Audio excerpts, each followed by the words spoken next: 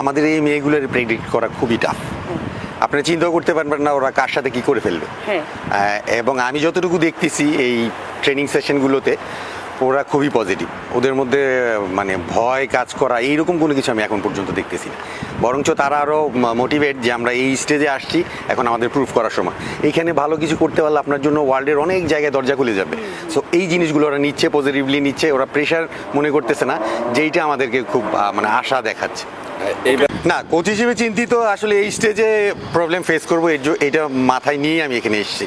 এখন এই স্টেজে যদি প্রবলেম ফেস করি, এটা নিয়ে আমি ভবিষ্যতে কাজ করার সুযোগ পাবো।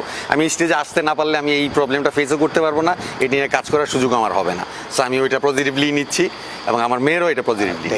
ট্যাকটিক্যালি যেই প্রবলেমগুলো আমি ফেস করি ওদের নিয়ে, আমি আসলে ওগুলোর উপরে জোর দিচ্ছি।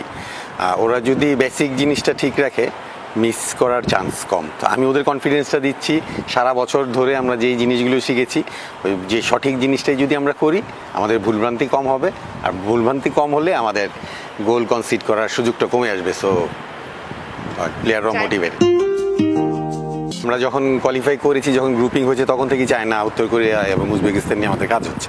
প্রতিনিয়ত আমরা ম্যাচ দেখতেছি, ওদের স্ট্রং পয়েন্টগুলো নিয়ে, আমাদের উইক সাইডগুলো ওগুলো নিয়ে কাজ করার চেষ্টা করছি। ইভেন আজকে ট্রেনিং সেশনও প্রত্যেকটা জোনে বা প্রত্যেকটা প্লেসে ইন্ডিভিজুয়ালি প্রত্যেকটা প্লেয়ারের রেসপন্সিবিলিটি, রোলস, এগুলো আমরা বোঝানোর চেষ্টা করতেছি।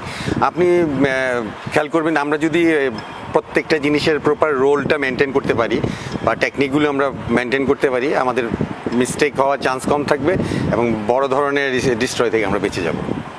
তো ডিফেন্ডাররা একটু ডিপ ডিফেন্ডিং করবে, তো সেক্ষেত্রে লং রেঞ্জ শটের ব্যাপারে একটা ব্যাপার থাকবে।